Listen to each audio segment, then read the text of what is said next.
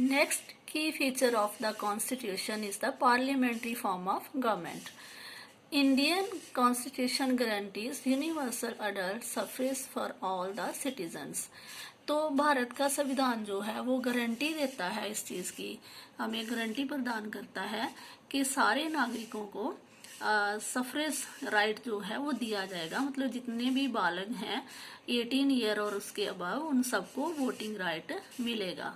तो every citizen of the country irrespective of his her social background can vote contest in elections.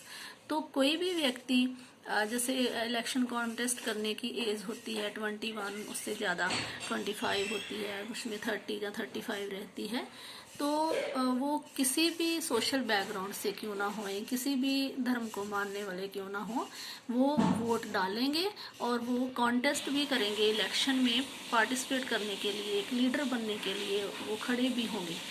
All the elected representatives of the people are accountable to the people. लेकिन क्योंकि लोग ही चुन के भेजते हैं अपने प्रतिनिधियों को, तो उनको उनके लिए ही लोगों के लिए काम करना होता है, क्योंकि वो लोगों के बीच में आते हैं, विचरते हैं। वो जब इलेक्शन आती है तो उनसे वोट्स मांगने आते हैं।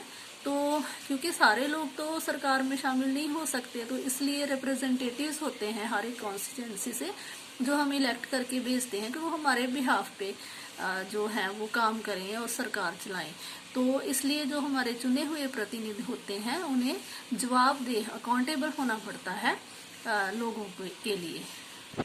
तो नीचे दिए गए जो फैक्टर्स हैं जिनके कारण कॉन्स्टिट्यूशन बनाने वाले जो हमारे फॉर्मर लीडर्स थे, तो उन्होंने यूनिवर्सल अडल्ट सफरेज को उसमें रखा था, शामिल किया था संविधान में।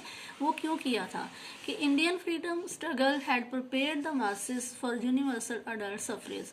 कि जब इंडिया का आज़ादी का संघर्ष चल रहा था, तो उस टाइम जो हमारे लीडर थे आगे, उन्होंने प्रिपेयर किया हुआ था लोगों को इस चीज़ के लिए कि उन्होंने उनकी सपोर्ट मांगी थी उसमें फ्रीडम स्ट्रगल में, कि अगर सारे लोग जो हैं वो हमारा साथ देंगे तो हम जब बाद में हमारी अपनी सरकार होगी, हमारा अपना संविधान होगा, तो उसमें सबको वोटिंग राइट दिया जाएगा।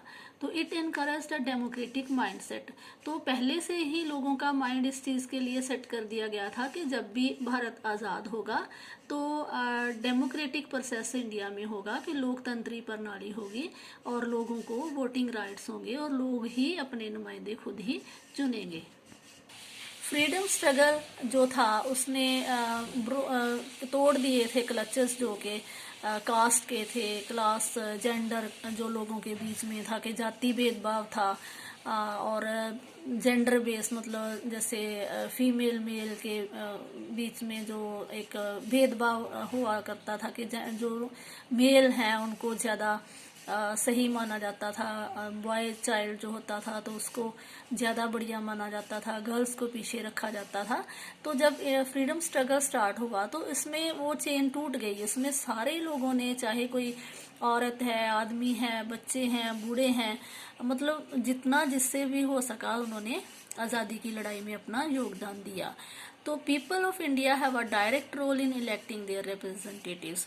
तो उसी का नतीजा है कि जो मैसिव सपोर्ट मिला इंडियन स्ट्रगल में, और हमारे लीडर्स ने उस टाइम जो प्रॉमिस किया था, जो समय के जो प्रोमिनेंट लीडर्स थे, जहाँ आगे कह लो कि एक नुमाइंदे थे, रिप्रेजेंट कर रहे थे जो सोसाइटी को, तो उन्होंने लोगों को पहले से ही तैयार किया हुआ था इस चीज़ के लिए कि अगर जितनी ज़्यादा वो सपोर्ट देंगे, और स्पेशली फीमेल्स को भी कहा गया था कि जैसे उनको वोटिंग राइट, पहले कुछ हद तक वोटिंग राइट जब होता भी था अंग्रेज़ों के शासन में, तो औरतों को वोटिंग राइट नहीं था, तो उनको भी इस चीज़ के लिए तैयार किया गया था कि आप भी ज़्यादा से ज़्यादा हिस्सा इस चीज़ में, स्ट्रगल में डालो, तो आपको भी वोटिंग राइट मिलेगा। तो इस तरह से डायरेक्ट रोल रहता है हम लोगों का हमारे रिप्रेजेंटेटिव्स चुनने में।